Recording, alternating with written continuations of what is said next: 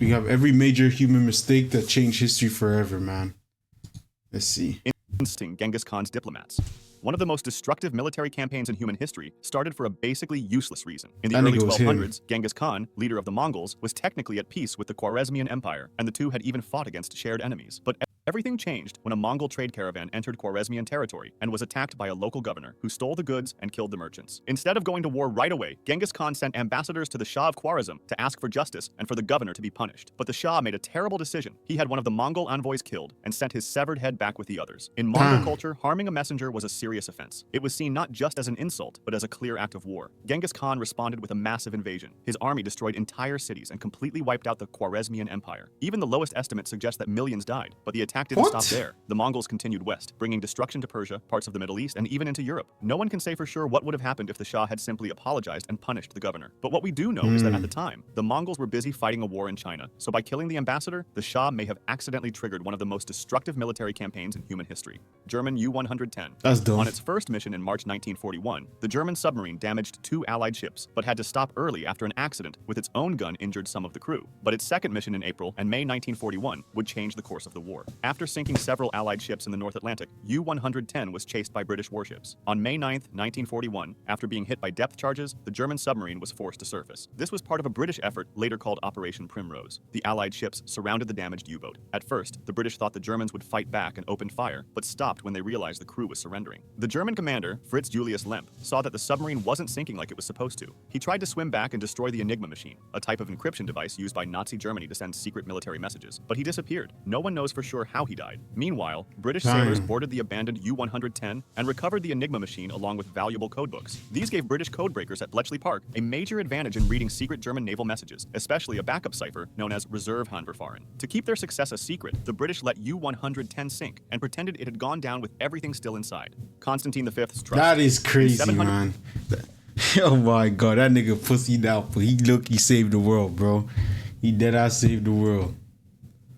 In 74, Byzantine Emperor Constantine V launched a military campaign against Bulgaria, but it failed. However, he gained a major advantage afterward. Spies inside the Bulgarian court in Pliska were secretly giving him valuable information. The Bulgarian ruler Telerig began to notice that Constantine always seemed to know his plans. He eventually realized that his government had been infiltrated by Byzantine spies. Telerig came up with a clever plan, or perhaps Constantine was just too trusting. He sent a message to Constantine, pretending he wanted to defect to Constantinople and join him. He asked for the names of the emperor's agents in Pliska, saying he needed them to make sure they stayed safe while he escaped. Constantine believed him and gave him the list. The thing is, Telerig had no intention of defecting. Once he got the names, he executed all the Byzantine spies in his court, completely destroying Constantine's spy network in one move. The fall of the Berlin Wall.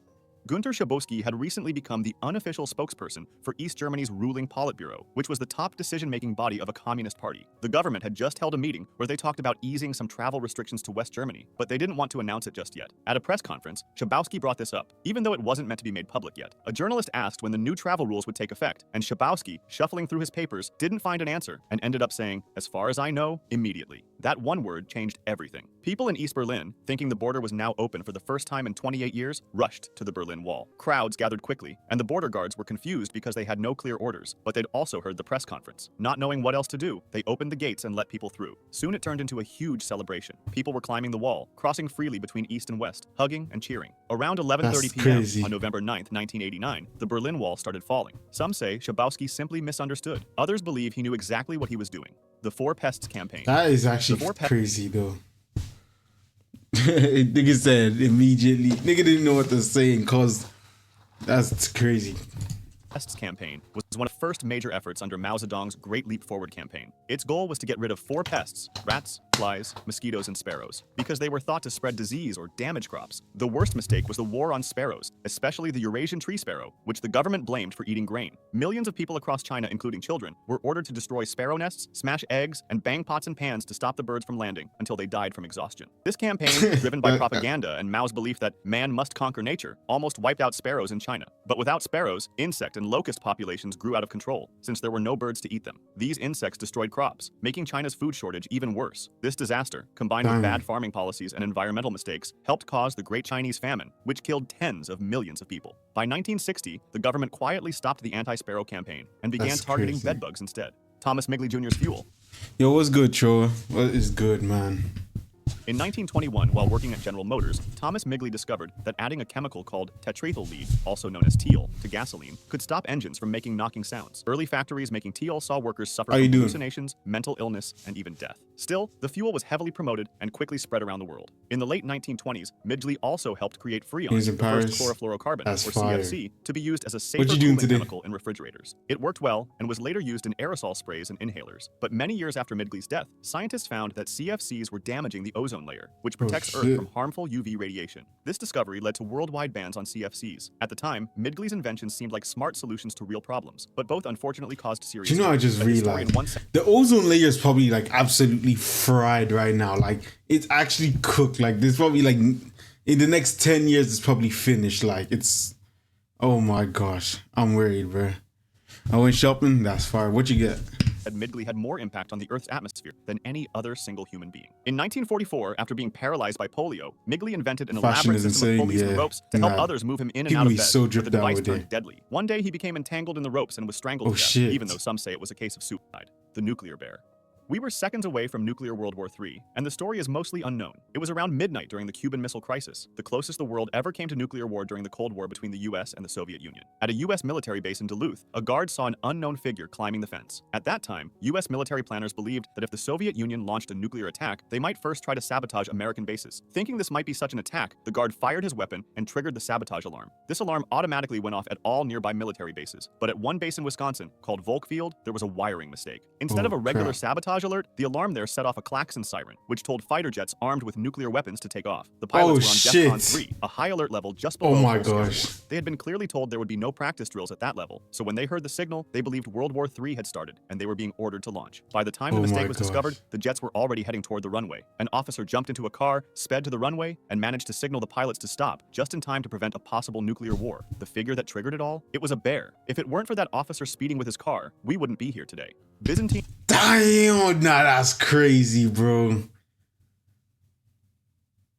I can only imagine, bro. That's what I'm saying. Nuclear wars is the dumbest shit ever. Like, it's such a no-winner thing. It's so bad. Got some Margiela Gats lookalikes and some military clothes strips. That's tough. Are you gonna post them on your story? Refusal of engineer Orban. In 1452, Orban, an engineer and iron founder from the Kingdom of Hungary, offered his help to Byzantine Emperor Constantine XI, but the empire didn't have enough money or resources to support his work. After being rejected, Orban went to the Ottoman Sultan Mehmed II, who was preparing to attack Constantinople. Mehmed saw the value in Orban's ideas and gave him full support. In just 3 months, Orban built a huge cannon called the Basilic. It was so massive that it took 60 oxen to pull it. His cannon played a key role in the Ottoman siege of Constantinople in 1453, which led to the fall of the Byzantine Empire, which had lasted for over 1,000 years. Kim Jong-nam's Disneyland trip. Kim Jong-nam, the oldest son of North Korean leader Kim Jong-il and half-brother of Kim Jong-un, was once expected to take over the country. In the late 1990s, he held top positions in the Ministry of Public Security and worked on developing North Korea's IT systems. But everything changed in 2001 when he was caught in Japan using a fake passport while trying to visit Tokyo Disneyland. The incident embarrassed North Korea so much that his father canceled a planned visit to China and began quietly removing Jong-nam from power. Over the next several years, he lived mostly in exile, moving between China, Macau, and parts of Southeast Asia. He sometimes gave interviews to foreign media and lived a more open, luxurious lifestyle than the rest of the secretive Kim family. Intelligence agencies believed he had connections to China and may have even worked as a CIA informant. After his younger half-brother Kim Jong-un was chosen as the next leader in 2010, Kim Jong-nam was seen as a potential rival. According to South Korean intelligence, Kim Jong-un gave a standing order to have him killed. Jong-nam survived several assassination attempts and even wrote a letter asking his brother to spare his life. On February 13, 2017, he was assassinated at the Kuala Lumpur airport in Malaysia after 2 women smeared the deadly VX nerve agent on his face. The women were arrested. That's crazy. That is crazy, man. Just let the man live. He just wanted to go to Disneyland. Like, what the heck? You tell me all this happened because you just want to go Disneyland? Come on. Nigga just want to see Mickey Mouse.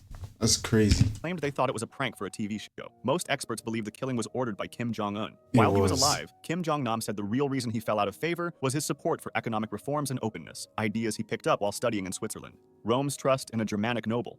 Publius Quintilius Varus, a Roman general in charge of the new province. Niggas have the stupidest names back in the day. Germanic noble. Publius Quintilius Varus, a... What the fuck is Publius Quintilius Varus? Like, that's such a goofy... That's like a brain rot name, bro. Roman general in charge of the new province of Germania trusted one of his own officers, a Germanic noble named Arminius. Arminius had been trained in Rome and served in the Roman army, but he was secretly working to unite the Germanic tribes against Roman rule. That summer, as Varus and about 15,000 to 20,000 Roman soldiers marched back to their winter base, Arminius told him there was a small local rebellion that needed attention. Varus believed him and led his army into a dense, remote forest. There, the Roman troops were stretched out, slowed by bad weather and unable to fight in formation. Then, Arminius set off the trap. Over several days, the Roman legions were ambushed by Germanic warriors who knew the land and had set up hidden defenses. The Battle of the Teutoburg Forest in 9 AD started. Almost the entire Roman force was wiped out, and Varus committed suicide during the battle. The loss was so deadly that Rome gave up its plans to conquer land beyond the Rhine River. Emperor Augustus never again pushed for expansion into northern Germany. The legions destroyed in the battle's numbers were never used again. Many of the Germanic tribes that would later invade and weaken the Western Roman Empire came from this very region that Rome failed to control after Teutoburg. Germany's D-Day decisions.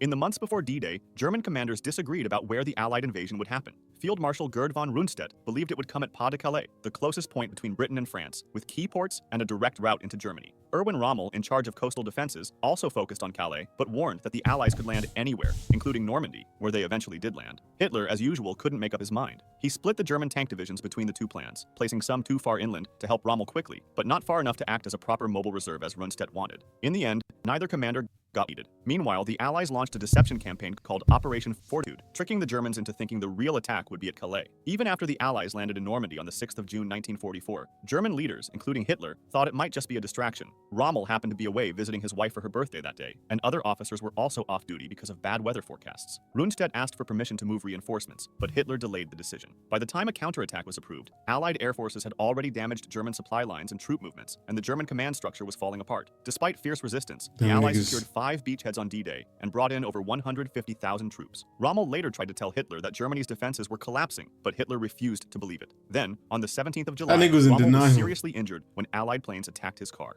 With Rommel out and confusion still spreading through the German leadership, Germany lost its chance to stop the invasion. Russia's Alaska Sail. In 18... That's crazy, bro.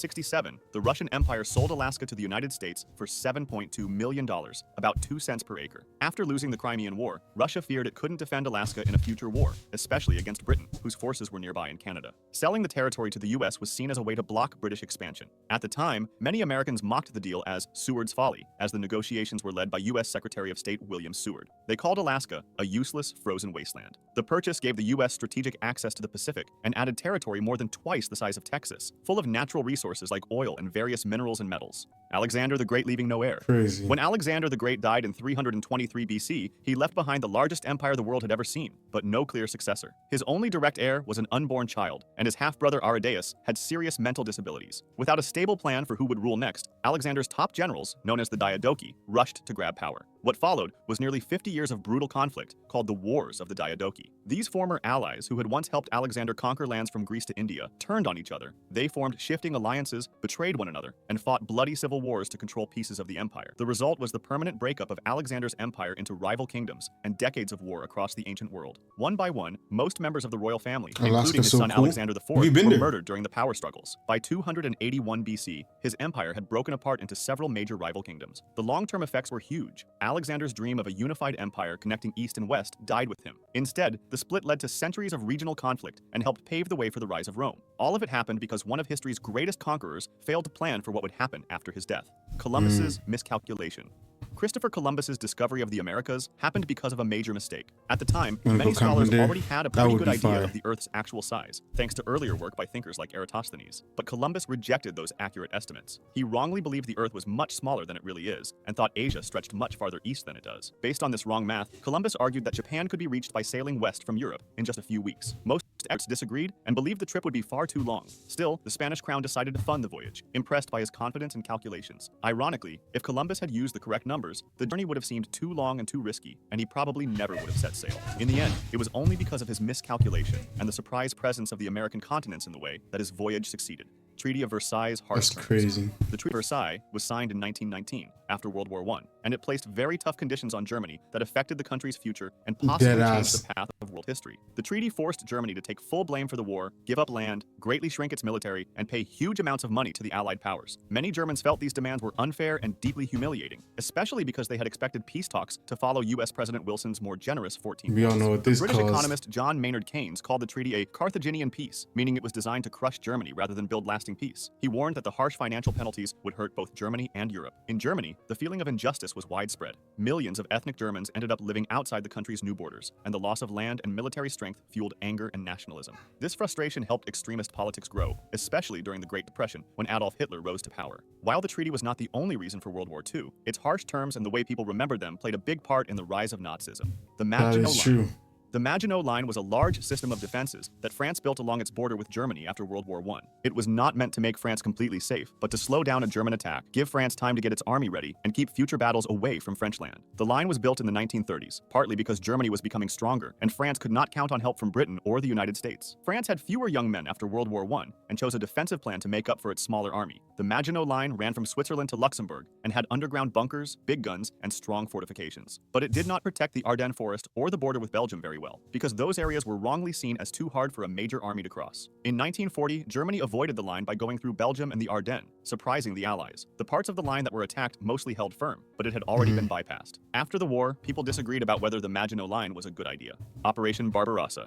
Operation Barbarossa, launched by Nazi Germany in June 1941, was one of the worst military misjudgments in history. It was supposed to be a quick and easy invasion of the Soviet Union, meant to defeat the Red Army in just a few weeks, but instead, it turned into the largest and deadliest front of World War II. At first, the Germans made huge gains, surrounding and killing or capturing hundreds of thousands of Soviet troops in places like Kiev and the Sea of Azov. By late 1941, they were close to key cities like Leningrad and Moscow, but the invasion began to stall. Cold weather, long supply lines, strong Soviet resistance, and poor planning all slowed the German advance. Leningrad was not taken, but instead was surrounded, leading to a terrible siege that killed over 1 million civilians, mostly from starvation. Near Moscow, German forces got within sight of the Kremlin, but were pushed back by a surprise Soviet counterattack, helped by Siberian troops brought in for defense. By the end of 1941, Germany had lost over 800,000 soldiers. The failure of Barbarossa led Hitler to take direct control of the army, which often made things worse. As Germany struggled, the Soviet Union started pushing west, retaking land, and eventually gaining control of huge parts of Eastern Europe. What started as a plan to defeat the Soviet Union ended up creating the Eastern Bloc and setting the stage for the Cold War. More people died on the Eastern Front than in all other battles of World War II combined.